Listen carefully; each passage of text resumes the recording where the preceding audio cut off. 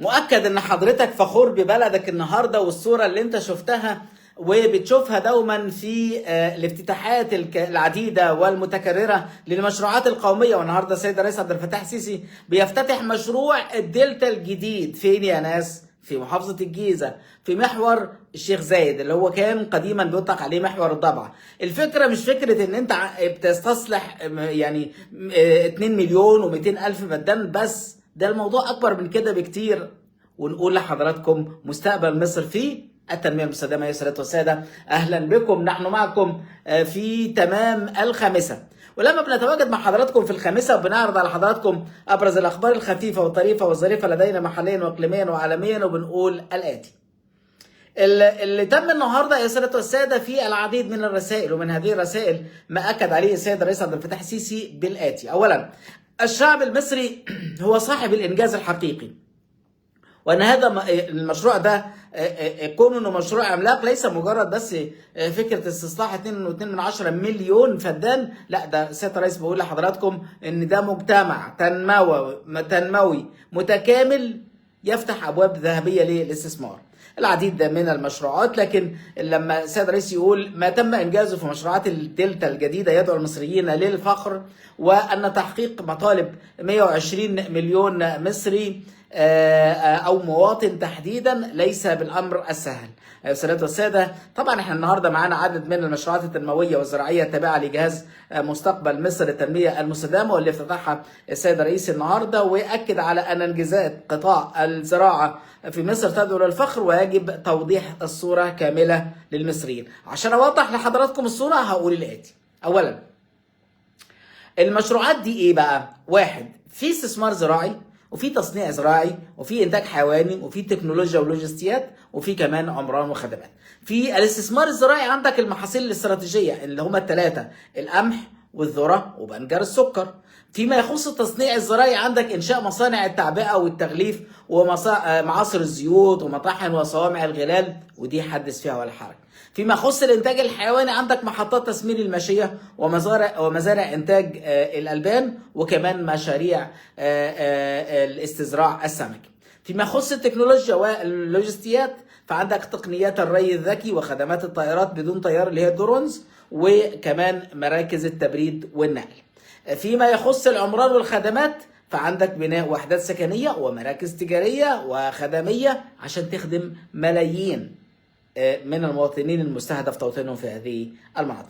السادة والسادة، اهلا بكم، ونقول لحضراتكم العديد من الاخبار العالميه. من هذه الاخبار العالميه، الحكومه الفنزويليه بتعلن ترحيل رجل الاعمال أليكس صعب. أليكس صعب ده اللي هو الحليف المقرب للرئيس مادورو، ويعني أليكس صعب تحديدا. استاذ حسين حموده، انا بتشرف بمتابعه حضرتك. استاذ نوى، اشكرك على المتابعه.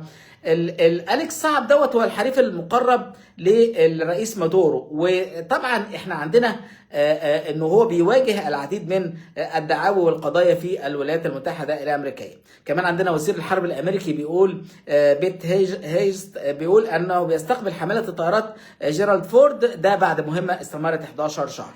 عندنا من الاعلام المكتب الاعلامي لابو ظبي بيقول اندلاع حريق خارج محطه براكه للطاقه النوويه اثر غاره جويه بطائره مسيره. الاعلام الاسرائيلي بيتكلم على ان المحكمه الجنائيه الدوليه بتصدر مذكرات اعتقال جديده لكنها سريه بحق خمسة مسؤولين إسرائيليين.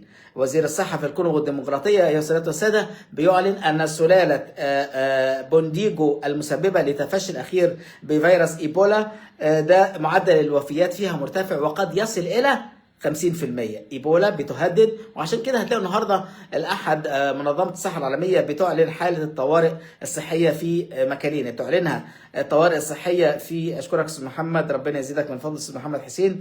عندنا منظمة الصحة العالمية بتعلن طوارئ في أوغندا والكونغو النهارده، وده طبعا بيبالغ في قلق في المنظمه الصحه العالميه فيما يخص تفشي ايبولا في الدولتين سواء كان في اوغندا او الكونغو الديمقراطيه.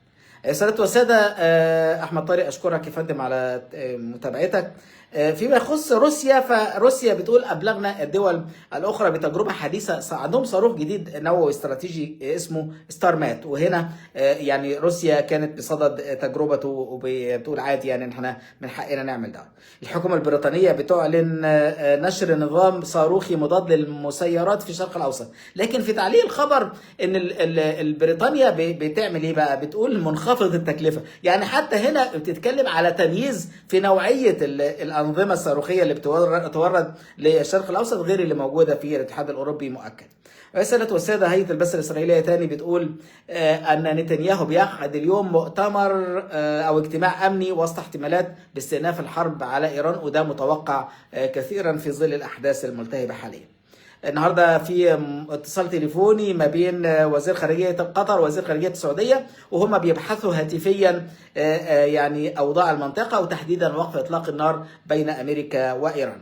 وكالات الانباء العالميه بتتكلم على الرد الامريكي على الخمس نقاط اللي عرضتها ايران، والشروط الخمسه الرد الامريكي بيقول الاتي. بيقول اولا عدم دفع تعويضات. ايران كانت بتطالب بتعويضات من امريكا واسرائيل يعني مقابل الاعتداء والتدمير واشياء من هذا القبيل، لكن امريكا بتقول مش هندفع تعويضات.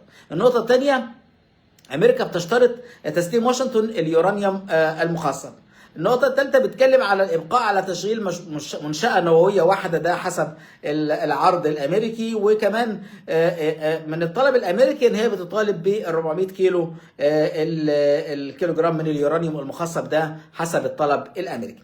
لكن ختاما ايها الساده والساده، احنا طبعا يعني كل شويه ترامب بيطلع لنا، الراجل البرتقالي ابو حنان الجميل المحترم دوت بيطلع بصور عديده، لكن مره مثلا طلع بزي السيد المسيح وقال لك لا ده معلش ده انا بس يعني بيدعي ان هو بيشفي او يعالج المرضى او شيء من هذا القبيل، بيتقمص دور الطبيب يعني، وهو تقمصه كثيرا سواء كان في ولايته الاولى لما كان بيتكلم عن كورونا واشياء من هذا القبيل ودلوقتي. لكن هو النهارده ترامب نشر صورة عارفين جيمس بوند او 7، هو نشر صورة لترامب على طريقة جيمس بوند، وقال جملة على تروث سوشيال بيقول فيها لنجعل أمريكا عظيمة مرة أخرى. لكن يبدو أن اللي بنشوف في الدراما الأجنبية وأفلام هوليود، وانا من عاشقي يعني متابعه جيمس بوند وافلامه وغيرها، لكن على ما يبدو ان هو جيمس بوند واحد، ما عندناش جيمس بوند تاني يا سيد الرجل البرتقالي ابو حنان.